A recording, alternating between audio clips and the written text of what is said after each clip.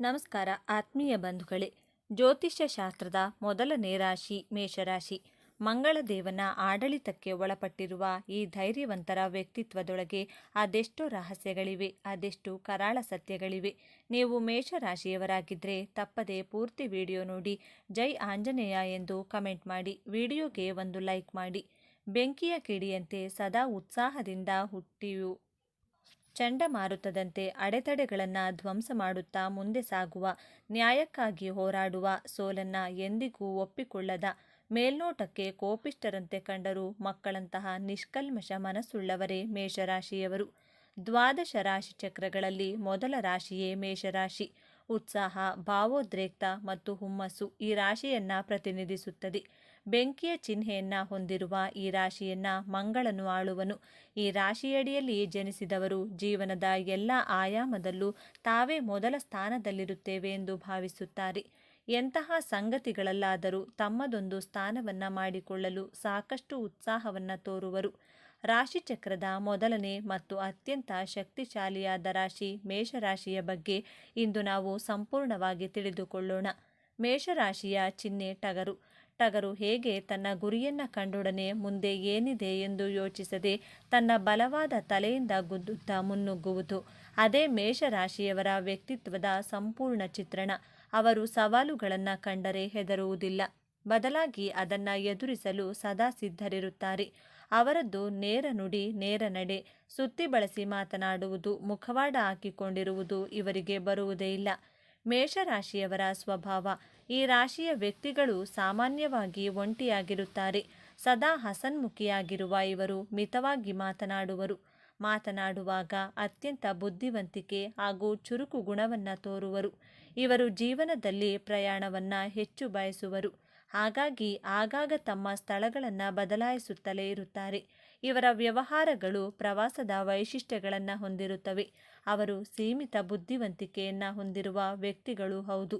ಇವರು ತಾವು ಕೆಲಸ ಮಾಡುವ ಪರಿಸರದಲ್ಲಿ ಇತರರ ನಿರ್ದೇಶನ ಮತ್ತು ಮಾರ್ಗದರ್ಶನವನ್ನು ಹೊಂದಲು ಬಯಸುವರು.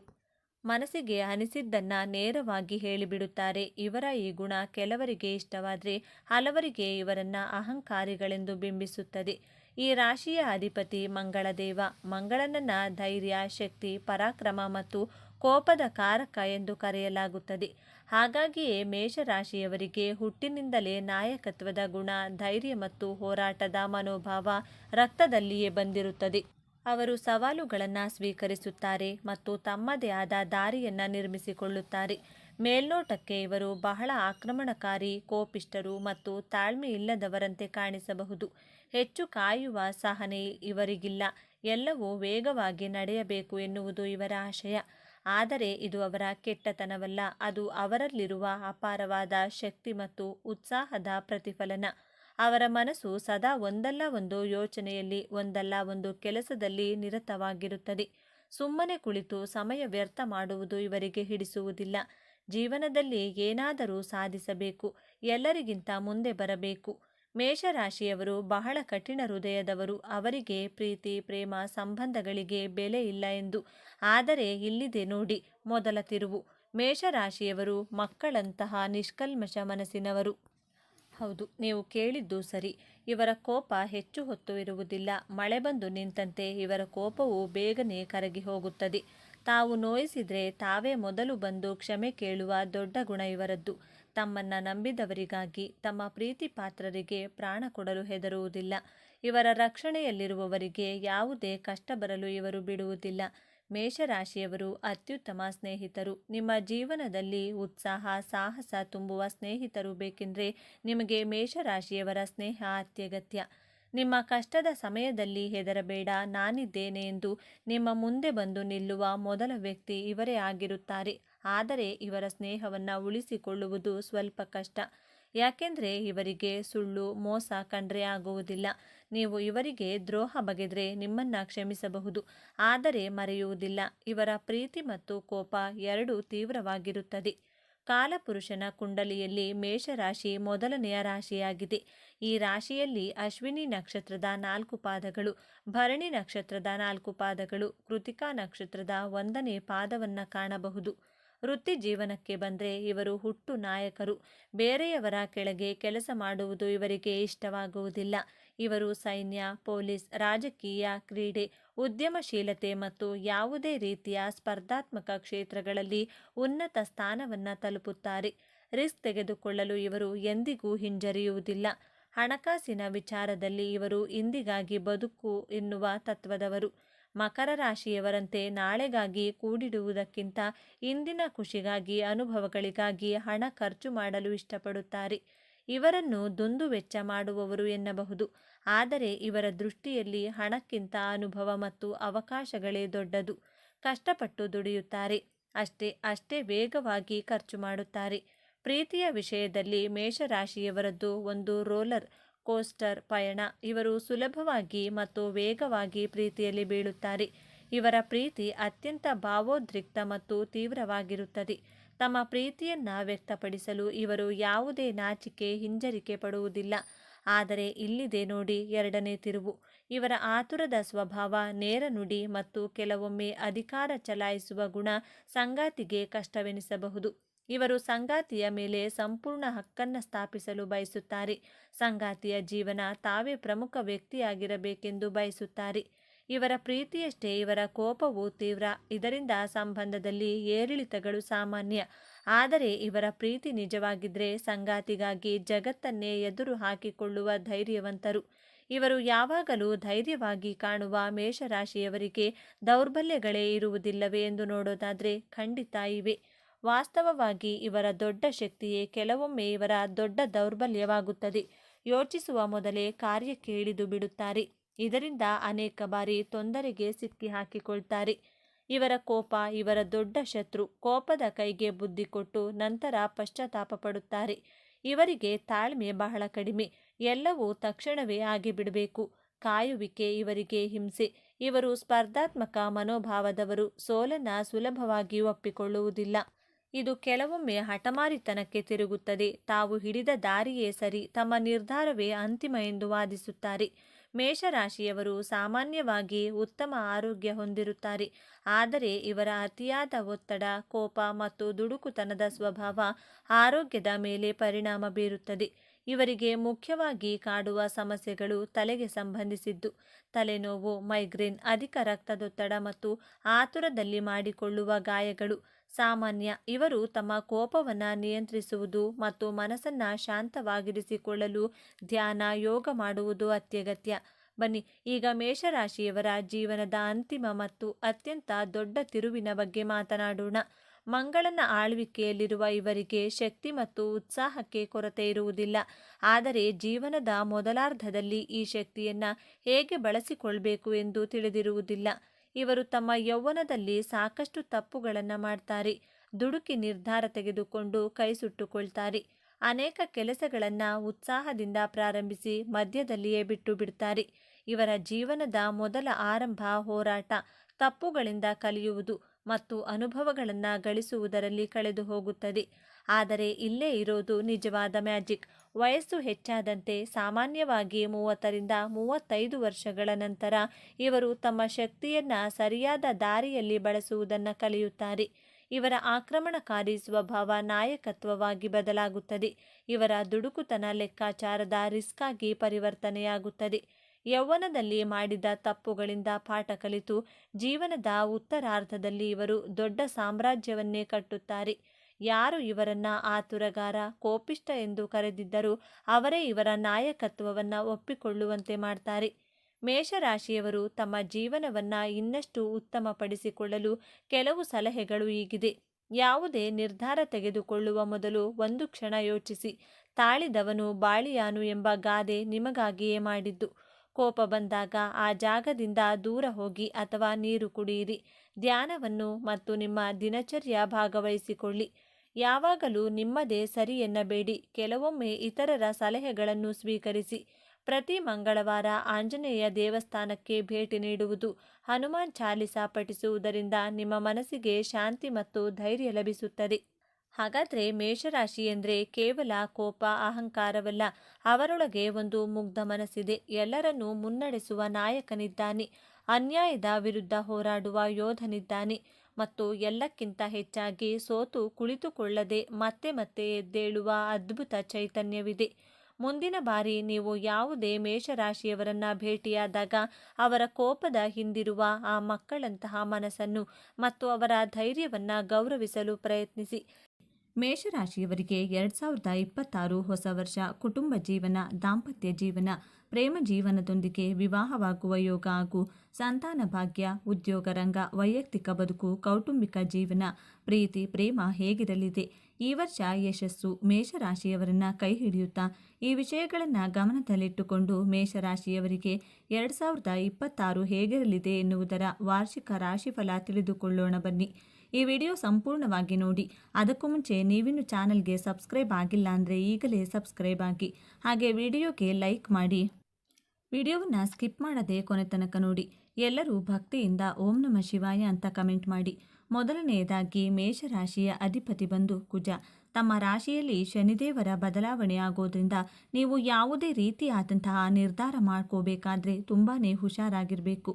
ಕುಜ ಮೇಷರಾಶಿಯ ಅಧಿಪತಿ ಆಗಿರೋದ್ರಿಂದ ಈ ರಾಶಿಯವರಿಗೆ ತುಂಬಾ ತಪ್ಪು ನಿರ್ಧಾರ ಅನ್ನೋದನ್ನು ಈ ವರ್ಷದಲ್ಲಿ ನೀವು ತಗೊಳ್ತೀರಾ. ಇದು ಮೈನಸ್ ಪಾಯಿಂಟ್. ನೀವು ಯಾವುದೇ ವಿಚಾರದಲ್ಲಿ ಆಗಲಿ, ಅದು ಕುಟುಂಬದ ವಿಚಾರದಲ್ಲಿ ಆಗಲಿ ಅಥವಾ ಏನಾದರೂ ವ್ಯವಹಾರದಲ್ಲೇ ಆಗಲಿ, ಉದ್ಯೋಗದಲ್ಲೇ ಆಗಲಿ, ನೀವು ಏನಾದರೂ ಮಾಡ್ತೀರಾ ಅಂದರೆ ಅದರಲ್ಲಿ ಯಾವುದೇ ಕಾರಣಕ್ಕೂ ಕೂಡ ಹುಷಾರಾಗಿ ಹೆಜ್ಜೆ ಇಡೋದು ಉತ್ತಮ. ಇನ್ನು ಮೇಷರಾಶಿಯವರಿಗೆ ಶನಿದೇವರು ನಿಮ್ಮ ರಾಶಿಯಲ್ಲಿರೋದ್ರಿಂದ ಶನಿದೇವರು ಒಳ್ಳೆಯದು ಕೆಟ್ಟದ್ದು ಎರಡನ್ನೂ ಕೂಡ ಈ ರಾಶಿಯವರಿಗೆ ಮಾಡ್ತಾನೆ. 2026ನೇ ವರ್ಷ ಪ್ರೀತಿ ಮತ್ತು ಕುಟುಂಬ ವಿಷಯಗಳಲ್ಲಿ ತುಂಬ ವಿಶೇಷವಾದ ವರ್ಷವಾಗಿದೆ. ವರ್ಷದ ಆರಂಭದಲ್ಲಿ ನಿಮ್ಮ ಪ್ರೇಮ ಜೀವನದಲ್ಲಿ ಪ್ರಣಯ ಹೆಚ್ಚಾಗುತ್ತದೆ. ನೀವು ನಿಮ್ಮ ಸಂಗಾತಿಯೊಂದಿಗೆ ಗುಣಮಟ್ಟದ ಸಮಯವನ್ನು ಕಳೆಯುತ್ತೀರಿ. ಅವರನ್ನು ಕೆಲಸದಲ್ಲಿ ಪ್ರೋತ್ಸಾಹಿಸುತ್ತೀರಿ. ಆದರೆ ವರ್ಷದ ಆರಂಭದಲ್ಲಿ ಶುಕ್ರ ಮತ್ತು ಮಂಗಳ ಗ್ರಹದ ಪ್ರಭಾವ ನಿಮ್ಮ ಪ್ರೇಮ ಜೀವನದ ಮೇಲೆ ಪರಿಣಾಮ ಬೀರಬಹುದು. ಈ ಸಮಯದಲ್ಲಿ ವಾದಗಳನ್ನು ತಪ್ಪಿಸಿ ಬುಧ ನಿಮ್ಮ ಸಂವಹನ ಕೌಶಲ್ಯವನ್ನು ಸುಧಾರಿಸುತ್ತದೆ. ಹೀಗಾಗಿ ಮಾತಿನ ಮೂಲಕ ಮನಸ್ತಾಪಗಳನ್ನು ಬಗೆಹರಿಸಿಕೊಳ್ಳುವುದು ಉತ್ತಮ. ಇನ್ನು ಅವಿವಾಹಿತರು ಅನಿರೀಕ್ಷಿತ ಸ್ಥಳಗಳಲ್ಲಿ ಜೀವನದ ಸಂಗಾತಿಯನ್ನ ಭೇಟಿಯಾಗಬಹುದು. ಅಂದುಕೊಂಡ ಸಂಗಾತಿಯ ದರ್ಶನದಿಂದ ಮನಸ್ಸು ಸಂತೋಷದಿಂದ ಕೂಡಿರುತ್ತದೆ. ವರ್ಷದ ಅಂತ್ಯದ ವೇಳೆಗೆ ಮುಕ್ತವಾಗಿ ಸಂವಹನ ನಡೆಸುವುದು ನಿಮ್ಮ ಸಂಬಂಧವನ್ನು ಬಲಪಡಿಸುತ್ತದೆ. ಗುರು ನಿಮ್ಮ ಜೀವನಕ್ಕೆ ಸಂತೋಷ ಮತ್ತು ನೆಮ್ಮದಿಯನ್ನು ತರುತ್ತಾನೆ. ಪ್ರೀತಿ ಮತ್ತು ವೈವಾಹಿಕ ಜೀವನದ ವಿಷಯದಲ್ಲಿ ಮೇಷರಾಶಿಯವರಿಗೆ 2026 ವರ್ಷ ಹೇಗಿದೆ ಎಂದು ವಿವರವಾಗಿ ತಿಳಿಯೋಣ ಬನ್ನಿ. ಶುಕ್ರ ಮತ್ತು ಮಂಗಳನ ಪ್ರಭಾವದಿಂದಾಗಿ 2026ರ ಆರಂಭವು ಮೇಷರಾಶಿಯವರಿಗೆ ಅನುಕೂಲಕರವಾಗಿರುತ್ತದೆ. ನಿಮ್ಮ ಸಂಗಾತಿಯ ಭಾವನೆಗಳನ್ನು ನೀವು ಅರ್ಥ ಮಾಡಿಕೊಳ್ಳುವಿರಿ. ಬುಧ ಮತ್ತು ಶನಿಯ ಪ್ರಭಾವ ನಿಮ್ಮ ಸಂಬಂಧಕ್ಕೆ ಸ್ಪಷ್ಟತೆಯನ್ನು ತರುವುದು. ನಿಮ್ಮ ಆತ್ಮವಿಶ್ವಾಸ ಹೆಚ್ಚಾಗುತ್ತದೆ. ನೀವು ನಿಮ್ಮನ್ನು ಮುಕ್ತವಾಗಿ ವ್ಯಕ್ತಪಡಿಸಲು ಸಾಧ್ಯವಾಗುವುದು. ಅವಿವಾಹಿತರು ಅನಿರೀಕ್ಷಿತವಾಗಿ ಮುಂದಿನ ಜೀವನ ಸಂಗಾತಿಯನ್ನ ಭೇಟಿಯಾಗಬಹುದು. ಇದು ನಿಮ್ಮ ಜೀವನಕ್ಕೆ ಹೊಸ ತಾಜಾತನವನ್ನು ತರಲಿದೆ. ಒಂಟಿಯಾಗಿರುವ ಈ ರಾಶಿಯವರಿಗೆ ಪ್ರೀತಿ ಚಿಗುರೊಡೆಯುವ ಸಮಯವಾಗಿದೆ. ನಿಮ್ಮ ಸಂಬಂಧಗಳು ಬಲಗೊಳ್ಳುತ್ತವೆ. ಅವಿವಾಹಿತರಿಗೆ ಕಂಕಣ ಭಾಗ್ಯವೂ ಇದೆ. ಜೊತೆಗೆ ನವವಿವಾಹಿತರಿಗೆ ಹಾಗೂ ದೀರ್ಘಕಾಲದಿಂದ ಮಕ್ಕಳ ನಿರೀಕ್ಷೆಯಲ್ಲಿರುವವರಿಗೆ ಸಿಹಿ ಸುದ್ದಿಯೊಂದು ಕಾದಿದೆ. ಸಂಬಂಧಿಕರ ನಡುವೆ ಪ್ರೀತಿ ಬಲಗೊಂಡು ಮನೆಯಲ್ಲಿ ಶುಭ ಕಾರ್ಯಗಳನ್ನು ಆಯೋಜಿಸುವಿರಿ. ಮೇಷರಾಶಿಯವರಿಗೆ 2026ರ ಮಧ್ಯಭಾಗ ಏರಿಳಿತ, ಕೋಪವನ್ನು ಸ್ವಲ್ಪ ನಿಯಂತ್ರಿಸಬೇಕು. ಯಾಕೆಂದರೆ ಇದು ನಿಮ್ಮ ಸಂಗಾತಿಯೊಂದಿಗೆ ಸಣ್ಣ ಘರ್ಷಣೆಗಳಿಗೆ ಕಾರಣವಾಗಲಿದೆ. ನೀವು ಸಂಗಾತಿಯ ಮೇಲೆ ಅತಿಯಾಗಿ ಅವಲಂಬಿತವಾಗಿರುವುದನ್ನು ತಪ್ಪಿಸಬೇಕು. ಯಾಕೆಂದರೆ ಇದು ಸಂಘರ್ಷಕ್ಕೆ ಕಾರಣವಾಗಬಹುದು. ಈ ಸಮಯದಲ್ಲಿ ವೈವಾಹಿಕ ಜೀವನದ ಭವಿಷ್ಯದ ಯೋಜನೆಗಳನ್ನು ರೂಪಿಸಿ. ನಿಮ್ಮ ಸಂಬಂಧದಲ್ಲಿ ಪ್ರಾಮಾಣಿಕತೆ ಮತ್ತು ನಂಬಿಕೆ ಆಳವಾಗುತ್ತದೆ. ದಾಂಪತ್ಯ ಜೀವನದಲ್ಲಿ ಸಂತೋಷ ನೆಲೆಸುವುದು. ಇನ್ನು ಪ್ರೇಮಿಗಳ ಜೀವನ ನೆಮ್ಮದಿಯಿಂದ ಕೂಡಿರುವುದು. ಶುಕ್ರನ ಪ್ರಭಾವವು ನಿಮ್ಮ ಪ್ರೇಮ ಜೀವನದಲ್ಲಿ ನಡೆಯುತ್ತಿರುವ ಸಮಸ್ಯೆಗಳನ್ನು ಪರಿಹರಿಸಬಹುದು. ಅಂದರೆ ನಿಮ್ಮ ಸಂಭಾಷಣೆಗಳು ತಾಳ್ಮೆಯಿಂದ ಇದ್ದರೆ ಉತ್ತಮ. ಇನ್ನು ಒಂಟಿ ಜನರು ಯಾರೊಂದಿಗಾದರೂ ಸಂವಹನ ನಡೆಸುವ ಮೂಲಕ ಪ್ರಣಯ ಸಂಬಂಧವನ್ನು ಬೆಳೆಸಿಕೊಳ್ಳುವರು. ಮೇಷರಾಶಿಯವರು 2026ರ ಅಂತ್ಯದಲ್ಲಿ ದಾಂಪತ್ಯದಲ್ಲಿ ಸಣ್ಣ ಪುಟ್ಟ ಘರ್ಷಣೆಗಳನ್ನು ಅನುಭವಿಸಬೇಕಾಗಬಹುದು. ಆದರೆ ಯಾವುದೇ ಸಮಸ್ಯೆಯನ್ನು ಪರಿಹರಿಸಲು ಮುಕ್ತ ಸಂವಹನ ಬೇಕು. ಬಲವಾದ ಸಂಬಂಧಗಳನ್ನು ಕಾಪಾಡಿಕೊಳ್ಳಲು ಈ ಸಮಯದಲ್ಲಿ ನೀವು ಸ್ವಲ್ಪ ಹೆಚ್ಚು ಶ್ರಮಿಸಬೇಕಾಗುತ್ತದೆ. ಗುರು ನಿಮ್ಮ ಜೀವನದಲ್ಲಿ ಸಂತೋಷ ಮತ್ತು ನಿರಾಳತೆಯನ್ನು ತರಲಿದ್ದಾನೆ. ಕುಟುಂಬದಲ್ಲಿ ಸಂತೋಷ, ಉತ್ಸಾಹ ಹೆಚ್ಚಾಗುತ್ತದೆ. ಆದರೆ ಸಣ್ಣ ಪುಟ್ಟ ಘರ್ಷಣೆಗಳು ಇದ್ದೇ ಇರುತ್ತವೆ. ವೈವಾಹಿಕ ಜೀವನದಲ್ಲಿ ಪ್ರೀತಿ ಬೆಳೆಯುವುದು, ಸಂಬಂಧ ಬಲಗೊಳ್ಳುತ್ತದೆ, ನಿಮ್ಮ ಪ್ರೇಮ ಜೀವನದಲ್ಲಿ ಸಂತೋಷವನ್ನು ತರುತ್ತದೆ. ಉತ್ತಮ ಸಂಬಂಧವನ್ನು ಕಾಪಾಡಿಕೊಳ್ಳಲು ತಾಳ್ಮೆ ಅತ್ಯಗತ್ಯ ಎನ್ನುವುದನ್ನು ನೆನಪಿನಲ್ಲಿಡಿ. ಇನ್ನು ಮೇಷರಾಶಿಯವರು ಈ ವರ್ಷ ತುಂಬಾ ಹುಷಾರಾಗಿರಬೇಕು ಅಂತಾನೆ ಹೇಳಬಹುದು. ಆರೋಗ್ಯದಲ್ಲಿ ತೊಂದರೆ ಅನ್ನೋದು ಕಾಡುತ್ತೆ, ಹುಷಾರಾಗಿರಿ. ನಿಮ್ಮ ಆರೋಗ್ಯವನ್ನು ನೀವು ತುಂಬ ಚೆನ್ನಾಗಿ ಇಟ್ಕೊಳ್ಬೇಕು. ನಿಮ್ಮ ಆರೋಗ್ಯದಲ್ಲಿ ಏನಾದರೂ ಸ್ವಲ್ಪ ಬದಲಾವಣೆ ಆಗ್ತಿದ್ರೆ, ಅಂದರೆ ಈಗ ತಲೆನೋವು ಬರೋದು ಅಥವಾ ಹೊಟ್ಟೆಗೆ ಸಂಬಂಧಿಸಿದಂತಹ ಕಾಯಿಲೆಗಳು ಬರೋದು, ಈ ರೀತಿಯಾಗಿ ನಿಮ್ಮ ಆರೋಗ್ಯದಲ್ಲಿ ಸ್ವಲ್ಪ ಏರುಪೇರಾದರೂ ಕೂಡ ನೀವು ತಕ್ಷಣ ವೈದ್ಯರ ಹತ್ರ ಹೋಗುವುದು ಉತ್ತಮ. ಇನ್ನು ಹಣಕಾಸಿಗೆ ಸಂಬಂಧಿಸಿದಂತೆ ಹೂಡಿಕೆ ಮಾಡುವಾಗ ತುಂಬಾ ಎಚ್ಚರಿಕೆಯಿಂದ ಇರಬೇಕು. ಹಣಕ್ಕೇನು ಈ ವರ್ಷ ನಿಮಗೆ ತೊಂದರೆ ಅನ್ನೋದು ಇರೋದಿಲ್ಲ. ಆದರೆ ಆ ಹಣದ ನೀವು ತುಂಬಾ ಹುಷಾರಾಗಿ ಹೂಡಿಕೆ ಮಾಡಬೇಕು. ಅದು ಫ್ಯೂಚರ್ಗೆ ಆಗಿರಬಹುದು, ಇಲ್ಲ ಒಂದು ಸೈಟ್ ಮೇಲೆ ಇನ್ವೆಸ್ಟ್ ಮಾಡೋದಾಗಿರಬಹುದು, ಅಥವಾ ಒಂದು ಮನೆ ಕಟ್ಟಿಸೋದ್ರ ಬಗ್ಗೆ ಯೋಚನೆ ಮಾಡ್ತಿರಬಹುದು. ಈ ರಾಶಿಯಾಗಿ ಮೇಷರಾಶಿಯವರು ಯಾವುದರಲ್ಲಾದರೂ ಇರಲ್ಲ, ಮ್ಯೂಚುವಲ್ ಫಂಡ್ಸ್ ಅಥವಾ ಇತರ ಸ್ಟಾಕ್ ಮಾರ್ಕೆಟ್ ಇದರಲ್ಲಿ ನೀವು ಹೂಡಿಕೆಯನ್ನು ಮಾಡ್ತಿದ್ದೀರಾ ಅಂತ ಅಂದ್ಕೊಳ್ಳಿ. ಆದರೆ ನೀವು ಹುಷಾರಾಗಿ ಹೂಡಿಕೆ ಮಾಡುವುದು ಉತ್ತಮ. ಯಾಕಂದರೆ ನಿಮ್ಮ ಹಣಕಾಸಿನ ಸಂಬಂಧಿಸಿದಂತೆ ತುಂಬಾ ಎಚ್ಚರಿಕೆಯನ್ನು ವಹಿಸಬೇಕಾಗುತ್ತೆ. ನೀವು ಹಣವನ್ನು ಕಳೆದುಕೊಂಡು ಬಿಡ್ತೀರಾ. ಇನ್ನು ಗುರುವಿನ ಬದಲಾವಣೆಯಿಂದ ಈ ವರ್ಷ ನಿಮಗೆ ಗುರುವಿನ ಬಲ ಅನ್ನೋದೇ ಇರುವುದಿಲ್ಲ. ಈ ವರ್ಷ 12ನೇ ಮನೆಯಲ್ಲಿ ಶನಿ, 11ನೇ ಮನೆಯಲ್ಲಿ ರಾಹು ಇರೋದ್ರಿಂದ ಲಾಭ ಕೂಡ ಹೆಚ್ಚಾಗಿರುತ್ತದೆ. ಆದರೆ ಶನಿದೇವರು ನಿಮಗೆ ಸಾಡೆ ಸಾತಿ ಕೊಟ್ಟಿರೋದ್ರಿಂದ ನಿಮಗೆ ಎಷ್ಟು ಲಾಭ ಬರುತ್ತೋ ಅಷ್ಟು ನಷ್ಟ ಕೂಡ ಆಗಬಹುದು. ನಿಮ್ಮ ಎಚ್ಚರಿಕೆಯಿಂದ ಇರಬೇಕು. ಎಷ್ಟು ಹಣ ಬರುತ್ತೋ ನಿಮ್ಮ ಖರ್ಚು ವೆಚ್ಚಗಳ ಬಗ್ಗೆ ಯೋಚನೆ ಮಾಡ್ಕೋತಾ ನಿಮ್ಮ ಆರೋಗ್ಯದಲ್ಲಿ ನೀವು ಹುಷಾರಾಗಿದ್ದು, ನೀವು ಶನಿದೇವರ ಮೊರೆ ಹೋಗೋದ್ರಿಂದ ಖಂಡಿತವಾಗ್ಲೂ ಕೂಡ ನಷ್ಟ ಅನ್ನೋದು ಕೂಡ ಆಗುತ್ತದೆ. ಶುಭ ಫಲ ಏನು ಅಂತ ನೋಡೋದಾದರೆ, ನೀವು ಒಳ್ಳೆಯದೇ ಅಂದರೆ ಇದನ್ನೇ ಬಯಸಿದರೆ ಖಂಡಿತವಾಗಿಯೂ ನಿಮಗೆ ಒಳ್ಳೆಯದೇ ಆಗುತ್ತದೆ. ಇನ್ನು ಅಶುಭ ಫಲ ನೋಡೋದಾದರೆ, ಶನಿದೇವರು ಕರ್ಮಫಲದಾತ. ನೀವು ಮಾಡಿರೋ ಕರ್ಮಗಳಿಗನುಸಾರವಾಗಿ ಅವರು ಫಲವನ್ನು ಕೊಡ್ತಾರೆ. ಇನ್ನು ಪರಿಹಾರ ಏನು ಅನ್ನೋದನ್ನು ನೋಡೋಣ. ಶನಿದೇವರು ಸಾಡೆ ಸಾತಿಯಿಂದ ನಾವು ತಪ್ಪಿಸ್ಕೊಳ್ಬೇಕು ಅಂತ ಅನ್ನೋದಾದರೆ ಖಂಡಿತವಾಗಿಯೂ ಕೂಡ ಪ್ರತಿ ಶನಿವಾರ ನೀವು ಆಂಜನೇಯ ಸ್ವಾಮಿಯ ದೇವಾಲಯಕ್ಕೆ ಹೋಗಿ ಅರ್ಚನೆ ಪೂಜೆ ಮಾಡಿಸಬೇಕು. ಆರ್ಥಿಕ ಜೀವನ 2026 ವರ್ಷದಲ್ಲಿ ಮೇಷರಾಶಿಯವರ ಆರ್ಥಿಕ ಜೀವನ ತುಂಬ ಉತ್ತಮವಾಗಿರುವುದಿಲ್ಲ. ಹಣಕಾಸಿನ ವಿಚಾರದಲ್ಲಿ ಮುಂಬರುವ ವರ್ಷ ಮೇಷರಾಶಿಯವರಿಗೆ ಉತ್ತಮವಾಗಿಲ್ಲ. ಶುಕ್ರ ಸಂಚಾರ ಮೇಷರಾಶಿಯವರಿಗೆ ಹಣಕಾಸಿನ ತೊಂದರೆಯನ್ನು ನೀಡುತ್ತಾನೆ. ವ್ಯಯ ಭಾಗ್ಯಾಧಿಪತಿಯಾದ ಶುಕ್ರನು ಮೇಷರಾಶಿಯವರಿಗೆ ಹಣಕಾಸಿನ ವಿಷಯದಲ್ಲಿ ಅನುಕೂಲ ಮಾಡುತ್ತಾನೆ. ಹೀಗಾಗಿ ಸಾಲ, ಖರ್ಚು ಹಿಡಿತದಲ್ಲಿಟ್ಟುಕೊಳ್ಳಿ. ಹೆಚ್ಚು ಹಣ ವ್ಯಯ ಮಾಡುವುದನ್ನು ತಪ್ಪಿಸಿ. ಇದಕ್ಕೆ ಪರಿಹಾರಗಳನ್ನು ಕೊನೆಯಲ್ಲಿ ನೀಡಲಾಗಿದೆ. ಅದನ್ನು ಅನುಸರಿಸಿದರೆ ಸಮಸ್ಯೆಗಳಿಂದ ದೂರವಿರಬಹುದು. ಆರೋಗ್ಯ. ಇನ್ನು ಮೇಷರಾಶಿಯವರ ಆರೋಗ್ಯ ಕೂಡ ಈ ವರ್ಷ ಉತ್ತಮವಾಗಿರುವುದಿಲ್ಲ. ಆರೋಗ್ಯಕರ ಜೀವನದಲ್ಲಿ ನೀವು ಮಿಶ್ರ ಫಲಿತಾಂಶಗಳನ್ನು ಪಡೆಯುತ್ತೀರಿ. ನಿಮ್ಮ ಆರೋಗ್ಯದ ಬಗ್ಗೆ ನೀವು ಗಂಭೀರವಾಗಿರಬೇಕು. ವರ್ಷದ ಆರಂಭದಲ್ಲಿ ನೀವು ಆರೋಗ್ಯ ಪ್ರಯೋಜನಗಳನ್ನು ಪಡೆಯುತ್ತೀರಿ. ಈ ಸಮಯದಲ್ಲಿ ಸಣ್ಣ ಒತ್ತಡವನ್ನು ಬಿಟ್ಟರೆ ನಿಮ್ಮ ಆರೋಗ್ಯವು ಉತ್ತಮವಾಗಿರುತ್ತದೆ. ನೀವು ಶಕ್ತಿಯುತವಾಗಿರುತ್ತೀರಿ ಮತ್ತು ನಿಮ್ಮ ಕೆಲಸವನ್ನು ಉತ್ಸಾಹ ಮತ್ತು ಉತ್ಸಾಹದಿಂದ ಮಾಡುತ್ತೀರಿ. ಉತ್ತಮ ಆರೋಗ್ಯದಿಂದಾಗಿ ನಿಮ್ಮ ವ್ಯಕ್ತಿತ್ವವು ಸುಧಾರಿಸುತ್ತದೆ. ನಿಮ್ಮ ವ್ಯಕ್ತಿತ್ವವು ಜನರನ್ನು ಆಕರ್ಷಿಸುತ್ತದೆ. ಜನವರಿ ಮತ್ತು ಫೆಬ್ರವರಿಯಲ್ಲಿ ನಿಮ್ಮ ಜೀವನ ಶೈಲಿಯಲ್ಲಿ ಸರಿಪಡಿಸುವ ಬದಲಾವಣೆಗಳಿರುತ್ತವೆ. ಇದಕ್ಕಾಗಿ ನೀವು ಶುದ್ಧ ಆಹಾರವನ್ನು ಸೇವಿಸಬೇಕು. ಈ ಸಮಯದಲ್ಲಿ ನೀವು ಕೆಲವು ವೈಯಕ್ತಿಕ ಸಮಸ್ಯೆಗಳಿಂದ ಮಾನಸಿಕ ಒತ್ತಡವನ್ನು ಹೊಂದಿರಬಹುದು. ಈ ಒತ್ತಡವು ನಿಮ್ಮನ್ನು ಆಳಲು ಬಿಡಬೇಡಿ. ಸಣ್ಣ ಆರೋಗ್ಯ ಸಮಸ್ಯೆಗಳು ತುಂಬ ಬಾಧಿಸುತ್ತವೆ. ಹೀಗಾಗಿ ಜಾಗರೂಕರಾಗಿರಿ. ಅತಿಯಾದ ನಿದ್ರೆ ಮಾಡುವಿರಿ. ಸೋಮಾರಿತನ ಮನೆ ಮಾಡುತ್ತದೆ. ಹೀಗಾಗಿ ಸ್ವಲ್ಪ ಪರಿಹಾರವನ್ನು ಮಾಡಿಕೊಳ್ಳುವುದು ಒಳ್ಳೆಯದು. ಇದಕ್ಕೆಲ್ಲ ಪರಿಹಾರಗಳನ್ನು ಈಗ ತಿಳಿಯೋಣ ಬನ್ನಿ. ಪರಿಹಾರಗಳು. ಮೇಷರಾಶಿಯವರಿಗೆ 2026ನೇ ವರ್ಷದಲ್ಲಿ ಗುರು ಮತ್ತು ಶನಿ ಬಲ ಇಲ್ಲ. ಹೀಗಾಗಿ 3 ನಕ್ಷತ್ರದವರು ಕೆಲ ಪರಿಹಾರಗಳನ್ನು ಮಾಡಬೇಕಾಗುತ್ತದೆ. ಹಾಗಾದರೆ ಆ ಸರಳ ಪರಿಹಾರಗಳು ಯಾವುವು ಎಂದು ತಿಳಿಯೋಣ. ಅಶ್ವಿನಿ ನಕ್ಷತ್ರದವರು ಪ್ರತಿ ಶನಿವಾರ ಹನುಮಂತನ ದೇವಸ್ಥಾನಕ್ಕೆ ಹೋಗಿ ಪ್ರಾರ್ಥನೆ ಮಾಡುವುದು ಒಳ್ಳೆಯದು. ಭರಣಿ ನಕ್ಷತ್ರದವರು ಪ್ರತಿ ಶುಕ್ರವಾರ ದುರ್ಗಾದೇವಿಯ ದೇವಸ್ಥಾನಕ್ಕೆ ಹೋಗಿ ದುರ್ಗಾ ಚಾಲೀಸ್ ಪಠಿಸುವುದು ಒಳ್ಳೆಯ ಫಲ ನೀಡುತ್ತದೆ. ಕೃತಿಕಾ ನಕ್ಷತ್ರದವರು ಸುಬ್ರಹ್ಮಣ್ಯನ ದೇವಸ್ಥಾನಕ್ಕೆ ಪ್ರತಿ ಮಂಗಳವಾರದ ದಿವಸ ಸಂಜೆ ಹೋಗಿ ಪ್ರಾರ್ಥನೆ ಮಾಡಿ.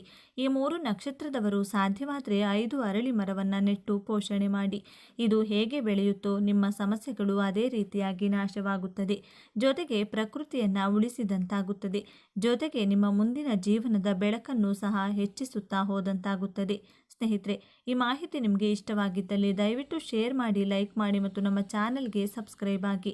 ಎಲ್ಲರೂ ಭಕ್ತಿಯಿಂದ ಓಂ ನಮಃ ಶಿವಾಯ ಅಂತ ಕಮೆಂಟ್ ಮಾಡಿ. ಧನ್ಯವಾದಗಳು.